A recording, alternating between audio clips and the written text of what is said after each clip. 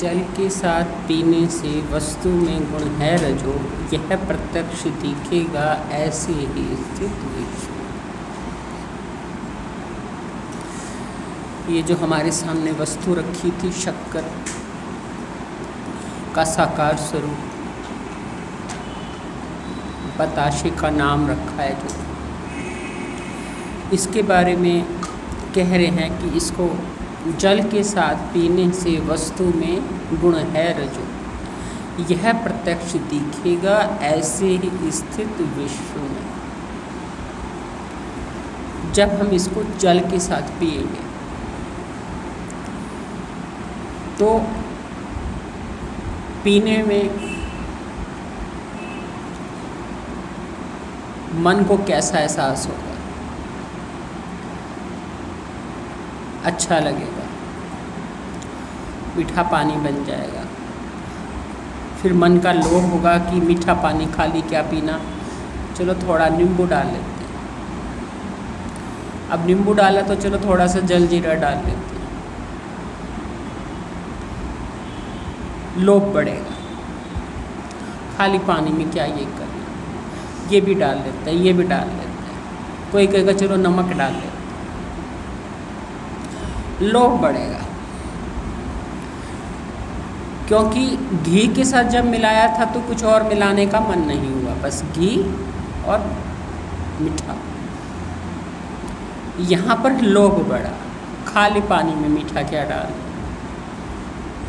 अब ये भी डाल देते हैं, ये भी डाल देते हैं, ये भी डाल देते हैं। क्यों डाल देते हैं? क्योंकि वस्तु में गुण है रजो। हमारा इधर जैसे ही मन पर इसका असर पता चलता है, पहले से ही पता है असर, इसका असर कैसा है मन पर, अच्छा लग रहा है, स्वाद लग रहा है, थोड़ा लोभ दे रहा है, हमारे मन को लोभ दे रहा है, और मिले और मिले, ये बढ़ा दें, ये भी डाल दें, ये भी डाल दें, स्वाद बढ़ जाएगा।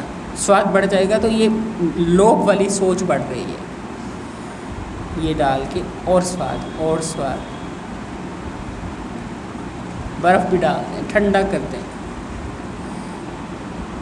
ये जो मन पर जिस चीज़ का जो असर होता है उस हिसाब से वस्तु को देखता है। मन देखता ही उस नज़रिए से है उस वस्तु को, कि पानी में जब मिलाएंगे तो इसका क्या स्वाद आएगा और इसका स्वाद बढ़ाया कैसे जाएगा। सत्वगुण का आपने देखा कि स्वाद बढ़ाने की कोई विचार नहीं आया, प्योर खाने का मन हुआ, प्योर घी, प्योर चीनी या प्योर शक्कर, उसको और हम प्योर करना चाहते हैं क्योंकि हमें सत्व गुण चाहिए उससे। हम चीनी भी नहीं डालना चाहते, हम कहेंगे प्योर शक्कर हो, उसको और प्योर करना चाहते हैं, इसको हम और बढ़ाना चाहते हैं, इसमें और चीज़ें डालना चाहते हैं, ये भी डाल दें, ये भी डाल दें, ये भी डाल दें, थोड़ा और ले लें, प्यास लग रही है, बड़ी गर्मी है, लालच बढ़ रहा है, क्योंकि मन पर असर ही वैसा है। तो ये जो भगवत गीता ने कहा है ना कि रज से दुख का लाभ, रज से लोभ का लाभ, ये जो लोभ में लाभ दिखता है, इस असल में मनुष्य लोक में, इस पृथ्वी लोक पर जो भी वस्तुएं हम ज़्यादातर भोग वृत्ति से ग्रहण करते हैं वो ज़्यादातर रजोगुणी है, ज़्यादातर, सब तो नहीं, रजोगुणी है। इसलिए मनुष्य चूँकि आहार रजोगुणी करता है, इसलिए उसके विचार, उसकी भावनाएं, उसके ख्याल सब रजोगुणी। सत्वगुणी आहार भी बहुत हैं, लेकिन वो सत्वगुणी आहार लेने में रुचि बहुत कम लोगों को है, और है भी तो कुछ प्रतिशत है। ज़्यादातर जिन्हें है भी तो वो कुछ प्रतिशत तो सत्वगुणी लेते हैं, ज़्यादा प्रतिशत रजोगुणी लेते हैं। तमोगुणी आहार की भी प्रतिशत अब बढ़ता जा रहा है, लेकिन ज़्यादा रजोगुणी है। इसीलिए मनुष्य रजोगुणी है। इसलिए उन्होंने कहा रज में मृत्यु आने से वापस मनुष्य ही बनता है। सत्व में बनता है तो जावे सतोगुणी ऊंचा, बीच में राजसी रहे। अल्प बुद्धि गुणों में वो नीचे को, तमोगुणी नीचे गिरता है, सतोगुणी ऊंचा जाता है, राजसी फिर वापस यहीं आता है। तो इसका कारण यही है कि आहार, ख्याल, आहार से मतलब वो इधर मुंह से खाने वाला आहार ही नहीं, जो भी आप चीज़ इधर डालते हैं वो पहले इधर होती है, उसको देखने का नज़रिया वो होता है, उस नज़रिए से वो ली जाती है। सतोगुणी आहार को भी यदि नज़रिया रजोगुण का हो जाए,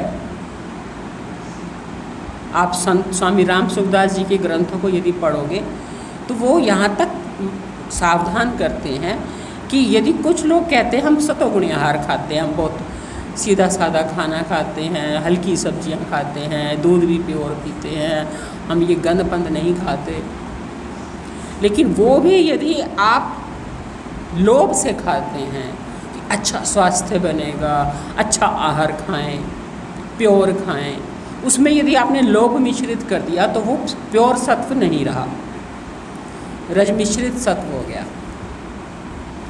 वो सत्व तब है जब उसमें रज मिश्रित ना किया जाए, यानी उसमें लोभ ना मिश्रित किया जाए। आप आहार सात्विक खाते हो, घी वाले पदार्थ खाते हो, हल्का खाना खाते हो, पौष्टिक आहार खाते हो, जैसे भगवत गीता ने कहा कि सत्व को पौष्टिक आहार प्रिय है, सात्विक आहार प्रिय है। पर पौष्टिक आहार, सात्विक आहार जिन्हें प्रिय है, उस पौष्टिकता में और सात्विकता में यदि बीच में हमने लोभ डाल दिया कि पौष्टिक खाएंगे तो स्वस्थ रहेंगे, सात्विक खाएंगे तो लोग अच्छा रहेगा, कोई बीमार नहीं होंगे, और फिर उसमें एक अहंकार और डाल दिया कि हम तो ऐसे ही खाते हैं, तो अहंकार डालने से उसमें तम आ गया, और लोभ डालने से उसमें रज आ गया, तो वो प्योर सत्व नहीं रहता। इसी तरह से रजोगुणी आहार में यदि आप सत्व मिला दो, यानी आप इसी को ही पानी में तो डाला, पिया तो सही, पर एक इस माइंड से कि संतुलित, बस उतना ही जितना ठीक है, पचना चाहिए, ज़्यादा स्वाद के चक्कर में नहीं, नींबू पचे तो डालो, नहीं तो नहीं डालो, और ये डाल दूँ, बर्फ़ भी डाल दूँ, ये भी डाल दूँ, पचे ना पचे पी लो। लालच, लोभ, ये पचता हो तो पियो, और नहीं पचता तो उतना ही डालो जितना पच जाए। यदि उसमें फिर आपने सात्विकता मिला दी तो ये रज प्रधान तो रहा, पर पूरा रज प्रधान नहीं रहा, थोड़ी सात्विकता आ गई।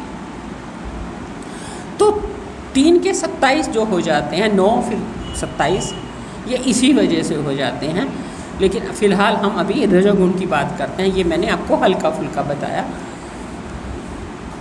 अब हमें क्या करना है, जिसको भगवत गीता ने कहा कि है तृष्णा संग दोष से,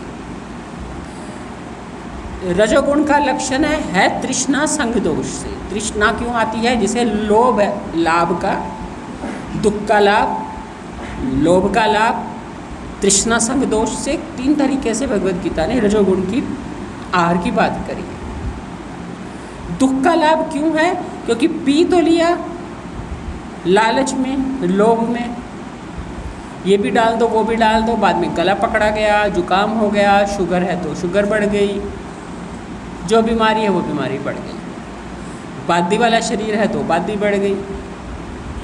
जैसा रोगी शरीर है, यदि रोगी शरीर है तो उसको रोग, क्योंकि पानी के साथ मिलकर के वस्तु की तासीर जो बदल गई, उस तासीर ने शरीर के रोगों को और बढ़ा दिया। तो इसकी जो तासीर बदली है, वो जो इसका रजोगुण प्रकट हो गया। अब ये ऐसे पड़ी हुई ना ये सत्वगुणी है, ना ये ऐसे पड़ी हुई रजोगुणी है, और ना ऐसे पड़ी हुई ये तमोगुणी। बरतने से इसका सत्व सामने आया, बरतने से इसका रज सामने आया, बरतने से इसका तम सामने आएगा। बरतने का मतलब है जब हमने इसको मन के साथ इसका एहसास किया, मन ने इसको एहसास किया। भरत के ही मन का पर इसके एहसास का परिणाम सामने आया। तो परिणाम सामने आता है बाद में, पहले शुरुआत होती है लोभ से, बाद में आता है परिणाम दुख के रूप में। इसलिए दुख का लाभ, लोभ का लाभ, तृष्णा संग दोष से, संग दोष से इसकी तृष्णा बढ़ गई। ये 3 रूपों में भगवत गीता ने कहा। अब यहाँ तो हो गई ये मिश्री की रूप की बात, इसकी बात कि इसमें हमने लाभ देखा, लोभ का लाभ देखा, दुख का लाभ देखा, तृष्णा देखी संग दोष से। अब हम पिंड सहित ब्रह्मांड में हर चीज़ देखनी है, क्योंकि उन्होंने कहा है जैसे यहाँ प्रत्यक्ष रजोगुण दिखाई दिया है, वस्तु में गुण है रजो, यह प्रत्यक्ष दिखेगा ऐसे ही स्थित विश्व में, ऐसे ही प्रत्यक्ष दिखाई देगा तुम्हें विश्व में ये रजोगुण। अब विश्व में जो रजोगुण दिखाई देगा, तो पहली बात जिसे मैंने आपसे अभी कहा कि रजोगुण दुख का लाभ देता है, लोभ का लाभ देता है। अब आप कोई भी वस्तु संसारिक देख लो, कोई भी व्यवहारिक वस्तु देख लो। आप बच्चे थे, इस देह सहित ही शुरुआत करो देखने की। अब बच्चे थे, आपको खिलौनों का लालच था, माँ की गोद का लालच था, लोभ था। पैदा होते ही लोभ लेकर के पैदा हुए, लेके तो सत्वगुण भी आए, उसकी भी चर्चा करेंगे। इस समय चूंकि रजोगुण की कर रहे हैं तो फिलहाल मैं रजोगुण की करती हूँ। पैदा हुए आप, लोभ लेके पैदा हुए, आपके मुंह पे शहद डाली गई, आपने लोभ से अंदर ली, आपने माँ के दूध की तरफ से आकर्षण किया, आपने गोद का आकर्षण किया, आपने अनंत वस्तुओं का लोभ हुआ। क्योंकि देह लेने का मूल कारण वासना है, और वासना लोभ देती है, इच्छाएं लालसाएं लोभ देती हैं। इसलिए ये जो देह धारण करी है ना, इसमें हमने बचपन से लेके आज तक लोभ ही संभाला है। यदि सतोगुणी अंतःकरण नहीं बनाया, गुरुदेव की अध्यक्षता में खुद को नहीं रखा, समर्पण में खुद को नहीं रखा, एक जिसे उन्होंने कहा कि जो सत्व गुण है, जब इंद्रियां ज्ञान ज्योति से रहें चैतन्य तो जानो सत्व का बल है बड़ा। अपनी इंद्रियों को ज्ञान ज्योति से चैतन्य नहीं रखा तो ये इंद्रियां लोभ ही देती हैं। इंद्रियों पर ज्ञान ज्योति की चैतन्यता रखो तो सत्व बढ़ता है, अन्यथा ये इंद्रियां लोभ ही देती हैं। इंद्रियां क्या, जिसे लोग पापी पेट का सवाल कह देते हैं, असल में पेट अकेला नहीं है, सारा देह ही तृष्णा संग दोष से, इसका संग ही तृष्णा देने वाला है। कभी खिलौनों का लोभ, कभी पढ़ाई में नंबरों का लोभ, कभी सहेलियों का लोभ, फिर कभी विवाह का लोभ, फिर बच्चों का लोभ, गृहस्थी के लोभ। सामान्य रूप से हमें संत ऐसे कहेंगे ना तो हमें समझ में नहीं आती बात। स्वामी जी ने हमें कई बार ये बात कही है कि उठते ही ये लेती जाऊँ, वो लेती जाऊँ, ये खरीद लूँ, बाज़ार चली जाऊँ, ये सामान ख़त्म हो गया, ये सामान ख़त्म हो गया। हम समझते हैं संत ऐसे क्यों कह रहे हैं, सामान तो लाना ही पड़ता है, ख़त्म तो हो ही जाता है तो लाएंगे ही। ये ऐसा क्यों कहते हैं? सामान लाने को मना नहीं करते, सामान ख़त्म होएगा तो लाना ही पड़ेगा। उसके पीछे नज़रिया क्या है, उसके पीछे नीयत क्या है? लोभ, तृष्णा संग दोष से। लोभ क्या दिखाता है? लाभ दिखा रहा है, लोभ का लाभ दिख रहा है, जबकि उसमें परिणाम में उन्होंने कहा दुख का लाभ। ये जो रजोगुण है, सत्वगुण शुरुआत से लेके अंत तक अच्छा ही अच्छा दिखाता है। पहले सोच अच्छी, फिर खाने में स्वादिष्ट, फिर परिणाम में भी अच्छा। ये खाने में स्वादिष्ट है, शुरुआत अच्छी है, और परिणाम में दुख देता है। शुरुआत अच्छी जो है वो भी कैसी वैसी अच्छी नहीं है, शांतिपूर्वक सुखद अनुभव। यह है लोभ वाली सुखद अनुभव, जीव को लोभ वाला सुखद अनुभव है। वैसा वाला शांतिपूर्वक सुखद अनुभव नहीं होता। सतोगुण में तो शांतिपूर्वक सुखद अनुभव होता है घी के साथ मिलाने से। जल के साथ मिलाने से शांतिपूर्वक सुखद अनुभव नहीं है, लोभपूर्वक सुखद अनुभव है। और वो सुखद अनुभव परिणाम में दुखद अनुभव है। अब जहाँ जहाँ ये दिखाई दे कि शुरुआत में अशांतिपूर्वक सुखद अनुभव, लालचपूर्वक सुखद अनुभव, परिणाम में दुखद अनुभव, वो सब कुछ रजोगुण है। सुन रहे हो?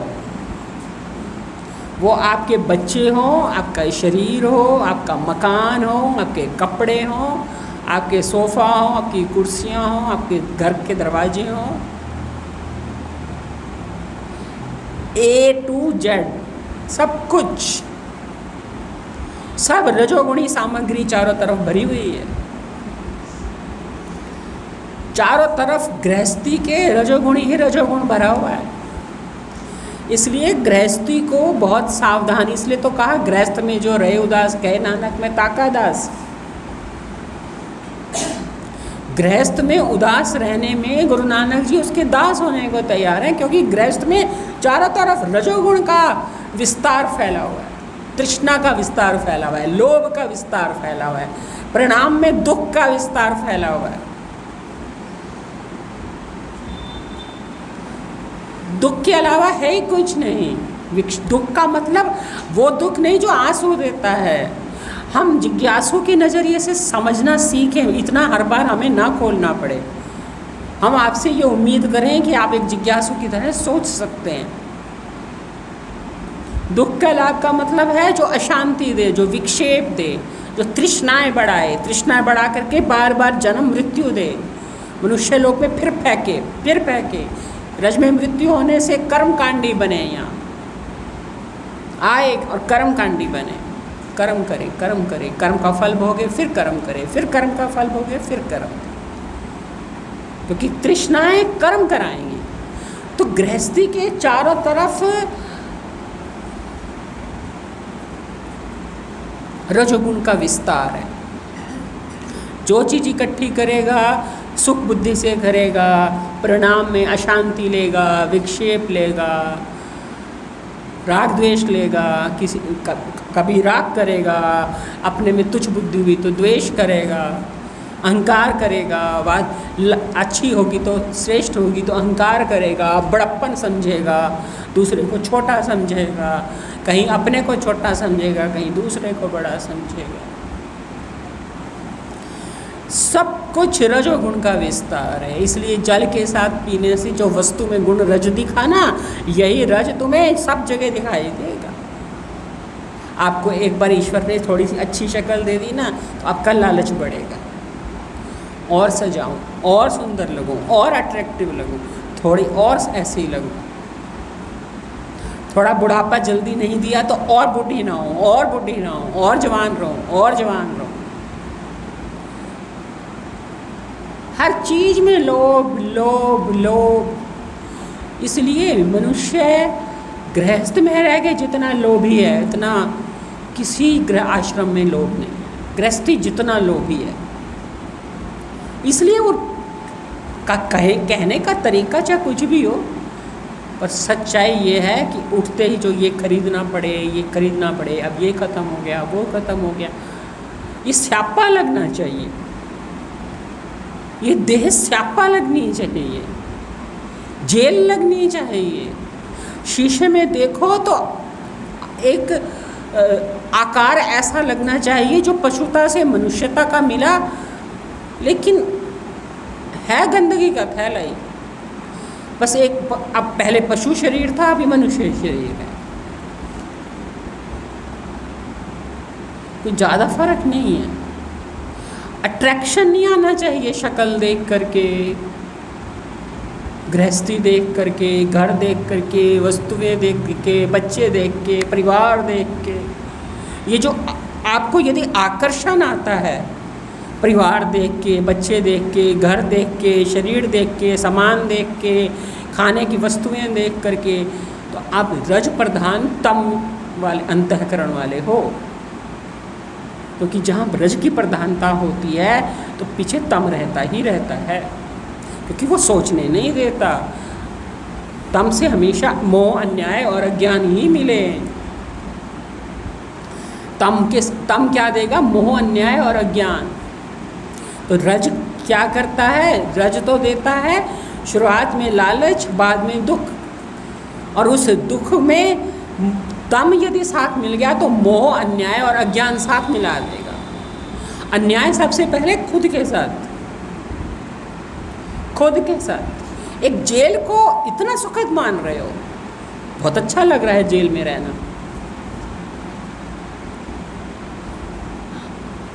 मल के थैले के नक्श, नैन नक्श देख रहे हो, मल के थैले को इतनी प्रियता से देख रहे हो कि उसके नैन नक्श निहार रहे हो, उसको सोना बना रहे हो, उस पर लेपड़ पहन रहे हो। यदि इस चमड़े के नीचे देखा जाए तो और है क्या? मुझे बीजी एक वाणी बोलते थे तो कुछ, वो मुझे शब्द ना आज तक याद नहीं हुए। ये ऊपर गोरी चमड़ी चल, काली गोरी जो भी चमड़ी लगा दी उतने, और अंदर तो गंद ही भरा हुआ है। अब प्लस्तर कर दे, यदि बिना प्लस्तर के इसको देखें तो ईंटें ईंटें ईंटें कैसी लगेंगी?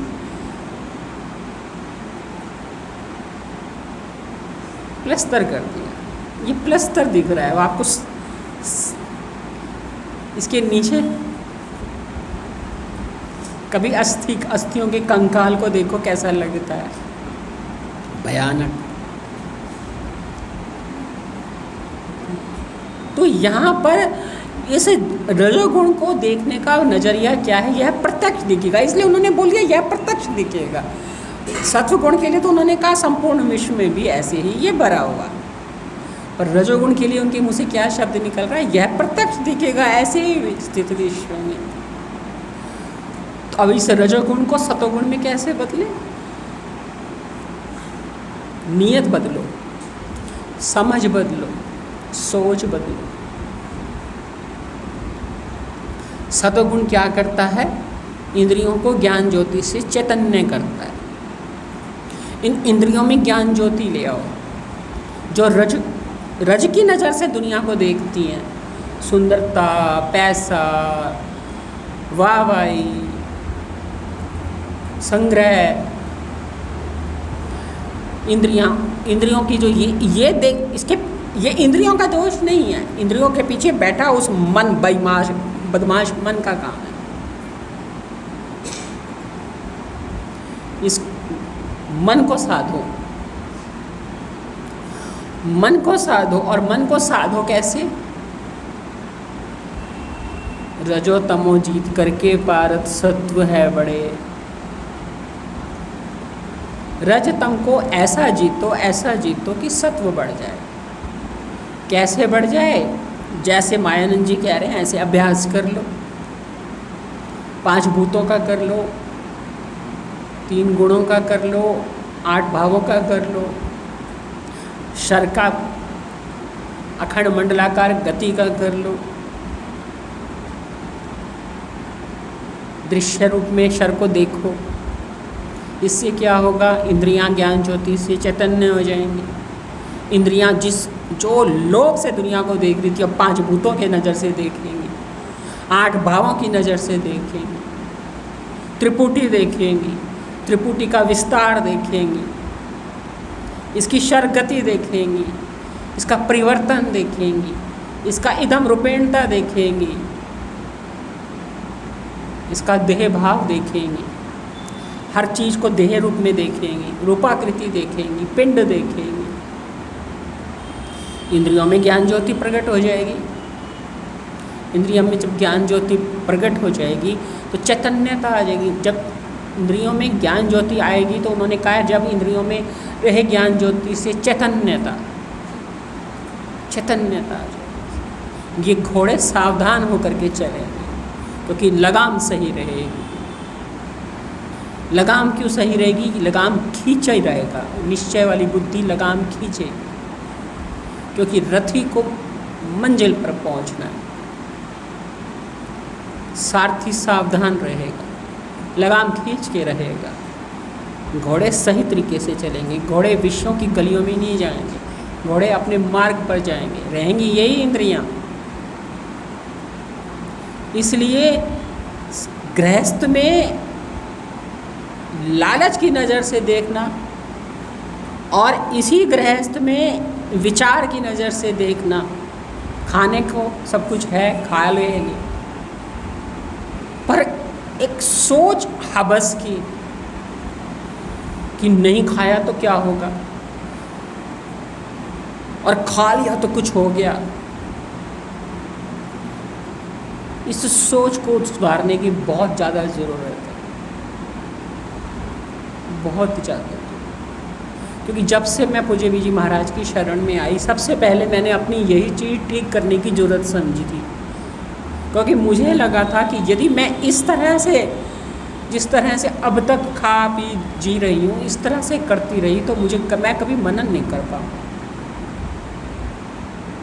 मैं कभी वो नहीं देख पाऊँगी जो मुझे अंतर्मुख होकर के देखना को कहते हैं। तो मुझे समझ आ गया था कि मुझे पहले ये चीज़ अपनी ठीक करनी पड़ेगी। शुरू से ही ये बात समझ में आ गई। लोभ वाली नज़र से संसार को देखना, पाने की भीतर पाने की तृष्णा की भूख से संसार को देखना, कुछ मिल जाए, मिलने में सुख बुद्धि और ना मिलने में दुख बुद्धि, यहीं सोई अटकी रही तो माया ही वर्ण करेंगे, राम को नहीं वर्ण करेंगे। जो माया को वर्ण करता है वो राम उसको वर्ण नहीं करता। राम कहेगा मैं तुझे क्या वर्ण करूं, तूने तो पहले ही माया को वर्ण कर रखा है,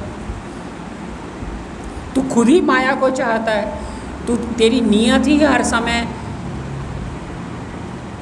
पाने की है संसार से, कहीं से मान, कहीं से प्रशंसा, कहीं से वस्तुएं। जो मिला है वो बना रहे, छिन ना जाए, जो नहीं मिला वो किसी तरह मिल जाए, और जो मिला उसमें सुख बुद्धि। अब ऐसी सोच वाला तो माया को वर्ण कर रहा है ना, उसने तो खुद ही माया को चुना है। वर्ण करने का मतलब है चुनना, छांटना। शरीर मिला है मनुष्य का, हम छांट क्या रहे हैं, ले क्या रहे हैं, चुन क्या रहे हैं। चॉइस हमारे पास है, हम चुन सकते हैं, मायापति को भी चुन सकते हैं, माया को भी चुन सकते हैं। हम माया को चुनते हैं तो मायापति हमें वर्ण नहीं करता, वो कहता है तूने पहले ही खुद वर्ण कर लिया। अब जिसने पहले किसी को वर्ण कर लिया उसे कौन वर्ण करेगा? दो तो वर्ण कर नहीं सकते, एक को वर्ण करने के बाद दूसरा हमें वर्ण नहीं करेगा, क्योंकि भाई तुमने तो वर्ण कर लिया, तुमने तो चुन लिया। ये चीज़ सावधान होकर के जीने में रखनी पड़ेगी कि यदि तो इधर वर्ण करेगा, चाहे वाहवाही वर्ण करेगा, चाहे प्रतिष्ठा वर्ण करेगा, चाहे निंदा से डर वर्ण करेगा, भय वर्ण करेगा, अपमान से भय वर्ण करेगा, दुख से भय वर्ण करेगा, छिन ना जाए इसको, इस डर को वर्ण करेगा, मोह को वर्ण करेगा, अज्ञान को वर्ण करेगा, तो अंतर्यामी तुझे वर्ण नहीं करेगा। वो कहेगा तू इसी को वर्ण कर रहा है, तूने अपने आप को बनाया ही ऐसा ढांचे में है कि ये मिल गया, जो मिला है वो बना रहे, और जो नहीं मिला वो मिल जाए, और जो मिला है वो छिन ना जाए। क्योंकि भय तुझे जीने नहीं देगा। हालांकि इसके पीछे सत्व गुण भी है, लेकिन वो फिर थोड़ा विषय ज़्यादा हो जाएगा, मैं फिर कभी बताऊँ, फिर वो अलग विषय हो जाएगा।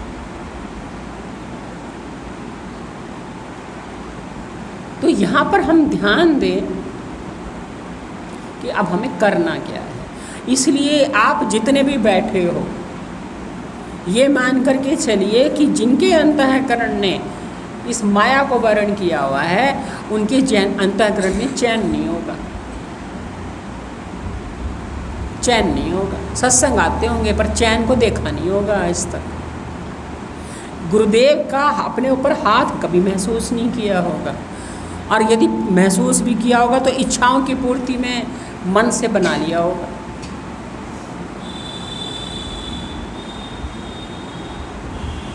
शांति नहीं देखी होगी, क्योंकि शांति उसी को वर्ण करती है जो रज को वर्ण नहीं करता, क्योंकि रज को वर्ण करना मतलब अशांति को वर्ण करना, और रज को वर्ण करने का मतलब है वस्तु जिसके दोनों पक्षों को भूल जाना। वही एक पक्ष याद रखना कि पी रहे हैं पी रहे हैं पी रहे हैं, परिणाम में वो क्या देगा ये भूल जाना। अभी तो बस वो लालच दिख रहा है, अभी तो बस वो स्वाद दिख रहा है, अभी तो बस अच्छा लग रहा है, बाद की बाद में देखी जाएगी, जो होगा देखा जाएगा। ऐसे तो हम श्वास गंवा रहे हैं, ऐसे ही हम आयु गंवा रहे हैं, जब मृत्यु आएगी देखा जाएगा, जब पीड़ा होगी देखा जाएगा। अभी तो मोह में जी लें, अभी तो लोभ में जी लें, अभी तो सबको बचाने में जी लें, अभी तो राग में जी लें, अभी तो चिढ़ में जी लें, अभी तो द्वेष में जी लें। कल क्या होगा देखा जाएगा। जो कल को ऐसे सोचता ना देखा जाएगा देखा जाएगा, जो होगा देखा जाएगा। पी लो भाई पी लो, लालच कह रहा है पी लो, देखा जाएगा। तो दुख का लाभ खुद बना रहा है, दुख का लाभ खुद बना रहा है। अब दुख का लाभ कोई चाहता नहीं है, पर दुख तो आएगा ना, अपने आप आएगा। तेरी लालच तुझे दुख देगी, तू लालच से देह बचाएगा, ईश्वर तेरे को जन्म देगा। तो इसको एक साधन के रूप में इस्तेमाल करेगा तो ईश्वर तुझे देह नहीं देगा। तू इसको एक बंदी ग्रह की तरह देखेगा तो इससे आज़ाद होने के लिए कोशिश करेगा। तू इसको लिपा पोती करके सजाने में, संवारने में, इसी को पुष्ट करने में, इसी को खिलाने में, इसी की प्रतिष्ठा में, इसके वालों की पूजा में, इसी में लगा रहेगा, इन्हीं का लोभ करेगा, तो फिर कैसे होगा? तू खुद ही दुख बो रहा है, तू खुद ही दुख बो रहा है। पहले भी तूने दुख बोए हैं, अपने गलतियों से आगे भी तू बो ही रहा है। तू बदल क्यों नहीं रहा? तू सुधर क्यों नहीं रहा? तू खुद को सुधारता क्यों नहीं? मनुष्य निकाल अपनी इस नीयत की गड़बड़ को, इस कमजोरी को। ये कमजोरी आई कहाँ से? मन के हावी होने से। और मन कैसे हावी हो गया? छूट देने से, छूट देने से उसको बल मिल गया। मन के पीछे अहंकार का बल है। मन और अहंकार की, जिसे आप दोस्ती कहो या अहंकार ने मन को एक मन का किला बना लिया, उसमें रहने लगा। जब भी मन को चलता देखो ना तो ध्यान देना मेरी इस बात पर हमेशा, क्योंकि मैं हमेशा इस चीज़ पर निगाह रखती हूँ। अहंकार के बगैर मन की हिम्मत नहीं है कि वो चंचल हो जाए, अपना काम छोड़ करके गड़बड़ शड़बड़ कर ले। जब भी गड़बड़ करता है, जब भी, चाहे 1 सेकंड के लिए करे, चाहे 5 सेकंड के लिए करे, चाहे 2 मिनट के लिए करे, मेरा देखा ये है कि अहंकार के बगैर नहीं कर सकता। छोटी सी मैं आए कि थोड़ी सी 2 मिनट की मैं आए कि 5 सेकंड की मैं आए, मैं आएगी तो मन चंचल को बना के जाएगी, मन को चंचल बना के जाएगी। मैं को आने का मौका नहीं मिलना चाहिए, ये सावधानी रख लें। इस मैं को ऐसा दंडित करके चलें, सावधान होके चलें, या अपने स्वरूप के बोध से चलें, या फिर सत्वगुण का बल बढ़ा लो तो प्रकृति हमारा साथ देती है। जिसे भगवान ने कहा सौंप दे मुझे, जब उनको सौंप दें सत्वगुण बढ़ेगा, तो वो मैं को आने से पहले ही कोई कारण बना दे। सावधान कर, बिना मैं आए मन चंचल होता ही नहीं। जो आपको चंचलता आपको दिखती है ना, वो चंचल अंतःकरण वाले ऐसे मान के बैठे होते हैं कि हमारे में मैं नहीं है, हम निर्माण है, हम तो बहुत सीधे साधे हैं। सीधे साधा होना और मैं ना होना दोनों में बड़ा फर्क है। क्या सीधे साधे लोगों में मैं नहीं होती? सीधे साधेपन की मैं होती, मैं सीधी साधी हूँ। 24 घंटे यही चलता, मैं सीधी साधी हूँ, मैं सीधी साधी हूँ, मैं सीधी साधी हूँ। व्यष्टि मैं तो चल ही रही है, सीधे साधेपन की चल रही है।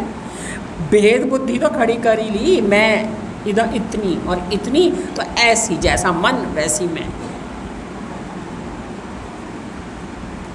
चूँकि मन सीधा साधा तो मैं भी सीधी साधी। अब जो लोग भीतर मैं को लेके बैठे हैं, उनका मन तो चलेगा ना, वो मैं कहेगी तो सीधी साधी, तो सीधी साधी वाली मैं मन सीधे साधेपन से सोच रही है। चंचल तो हो ही रही है, पर सोचने का तरीका चाहे सीधा साधेपन का हो, चंचलता तो है। जिसका थोड़ा टेढ़ा है वो टेढ़ेपन से सोच रहा है, जो सीधा साधा है वो सीधेपन से चंचलता कर रहा है। चंचलता का मतलब ये थोड़ी है कि जो टेढ़े हैं उनमें चंचलता होती है, सीधों में नहीं होती। चंचलता से मतलब है जो हमें परमात्मा के सुख से वंचित करे, विक्षेप को बर्दाश्त करने दे। हम विक्षेप यदि बर्दाश्त कर लेते हैं भीतर का, इसका मतलब हमने एक शत्रु पाला हुआ है भीतर, मन रूपी शत्रु जो विक्षेप देता है और हम बर्दाश्त कर लेते हैं। जिसे गुरु नानक जी ने कहा कि विरह सहन नहीं होता। आप यदि विक्षेप बर्दाश्त कर लेते हो, आपके अंदर अशांति चल रही है, चंचलता चल रही है, बहिर्मुख संस्कार चल रहे हैं, ये वो इधर उधर, और आप बर्दाश्त कर लेते हो, इसका मतलब आप अशांति, विक्षेप, दुख, लालच बर्दाश्त कर रहे हो। और जब ये बर्दाश्त कर रहे हो तो आप ये समझो कि आप आत्महत्यारे हो, क्योंकि मन रूपी शत्रु को अहंकार रूपी इस लुटेरे ने रखा हुआ है और वो हत्या करना चाहता है आपके अपने आपे की व्यष्टि भाव से। व्यष्टि भाव को पोषित कर करके आपके अपने निज स्वरूप को ढक देना चाहता है, छिपा देना चाहता है, और हम बर्दाश्त कर लेते हैं। क्यों बर्दाश्त कर लेते हैं? क्योंकि हमने अपने आप को इतना नीचे हल्का मान लिया कि हम तो बर्दाश्त करने के लिए ही हैं, हम तो विक्षेप में जीने के लिए ही हैं, हम तो अशांति में जीने के लिए ही हैं। हम अशांति में, विक्षेप में जीने के लिए पैदा नहीं हुए। हमें मनुष्य शरीर परमात्मा ने अशांति, विक्षेप में जीने के लिए नहीं दिया। पहली बात, आपकी परिस्थिति कोई भी हो, दुखद हो, कठिन हो, इंद्रियों के विपरीत हो, ये बाहर की परिस्थिति ये तय नहीं करेगी कि आप विक्षेप में जियोगे कि अशांति में जियोगे। ये बाहर की परिस्थिति को के हाथ में मत डालो, अपने हाथ में रखो, अपने कंट्रोल में रखो। नहीं होती कंट्रोल में तो कंट्रोल करना सीखो। यही तो तप है इस विद्या में, यही तो तप है इस विद्या में। इस विद्या में सबसे बड़ा तप ही यही है कि परिस्थिति कोई भी हो, अपने आप को अशांति और विक्षेप में नहीं रखना। और अशांति विक्षेप कहाँ से आते हैं? रजोगुण से। रजोगुण क्या करता है? दुख का लाभ। वो दुखद वाला पहलू देखने नहीं देता, सुखद वाला पहलू पर ज़्यादा निगाह डालता है। जब दुख आता है तो कहता है दुख कैसे आ गया।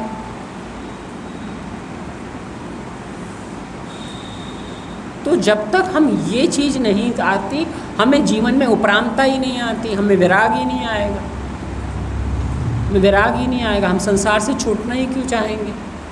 जब हमें अशांति बर्दाश्त हो रही है, विक्षेप ही बर्दाश्त हो रहा है, तो छूटने की इच्छा क्यों जागेगी? तो कल्याण की इच्छा ही नहीं जागती जब तक हमें विक्षेप बर्दाश्त है। तो हम छूटने की इच्छा के लिए क्यों अंतर्मुख होंगे, क्यों विचार करेंगे, क्यों स्वाध्याय करेंगे, क्यों मोह अन्याय से निकलेंगे, क्यों अज्ञान से निकलेंगे, क्यों अभ्यास करेंगे? नहीं करेंगे क्योंकि छूटने की इच्छा ही नहीं हो रही। विक्षेप बर्दाश्त है इसलिए छूटने की इच्छा नहीं हो रही। अब विक्षेप बर्दाश्त जिसने कर लिया उसको मैंने कह दिया, मैं क्या कहती हूँ, शास्त्र कहता है वो आत्महत्यारा है, क्योंकि उसको छूटने की इच्छा ही नहीं जागती। वो जहाँ पड़ा है वहीं पड़ा है, आगे नहीं बढ़ना चाहता। जितनी परमात्मा ने, प्रकृति ने आपको चढ़ा दिया, आपका उत्क्रांति कर दी, उससे आगे आप नहीं कर पाए। अब उसकी उत्क्रांति तो शरीर तक है और फिर अब नीचे गिराएगा। इसके बाद यदि हमने खुद ना करी तो वो फिर वापस ले जाएगा, माला चलती रहेगी। अब इसमें हम उत्क्रांति कर सकते हैं कि हम देह को मनुष्य की मान करके, खुद को मनुष्य ना मान करके परमात्मा का अभिन्न अंश माने। पर अभिन्न अंश मानने के लिए पहले हमें इस विक्षेप से, अशांति से नफरत हो। इसके बल पर हम संसार संग्रह ना करना चाहें। पूज्य विजय कहते थे ना, त्याग की शांति भी मिले तो ले लेनी चाहिए, और ले के अशांति भी मिले तो नहीं लेनी चाहिए। ये उनका जीवन का अनुभव हमें उन्होंने दिया है। कहते हैं ना, बड़ों की युक्तियाँ बहुत काम की होती हैं। ये काम की है कि दे के यदि शांति मिलती है तो ले लो, और ले के अशांति मिले तो मत लो। अब ये सूत्र सिर्फ परिवार के रिश्तों में नहीं है, हर जगह लगेगा, हर जगह लगेगा। खाने से पहले, मुंह में डालने से पहले मन को पहले पूछ लो, भाई देख तुझे मिल रहा है, लालच से खाता है तो अभी रख दे वापस, रहने दे, मत खा, तो अधिकारी ही नहीं है। बिना लालच के खा सकता हो तो खा ले, लालच लेके खाएगा तो तू तो कीड़ा है, कीड़ा मकोड़ा है, सामान्य जीव है। औकात ही क्या है तेरी? तो कीड़े मकोड़े की तरह तो खाना नहीं कुछ। देह को देखेगा तो मैं बुद्धि से, खासियत के रूप में, विशेषता के रूप में देखेगा, तो तेरी ये औकात है। तो एक मांसपिंड का लोथड़ा बन के खुश है, तो अपनी औकात ही तो बढ़ानी है, और क्या करना है। औकात बढ़ाने का मतलब जो बड़ी भी औकात है उसे पहचानने की लायक बनना है। साधक बनने का मतलब ही यही है कि साध्य की प्राप्ति के, जैसे साध्य की प्राप्ति के लिए होना चाहिए वैसा बनना, और उसकी प्राप्ति के लिए सत्वगुण चाहिए, शांति चाहिए, विचार चाहिए, वैराग चाहिए, उदासी चाहिए, उपरामता चाहिए, तो लानी पड़ेगी।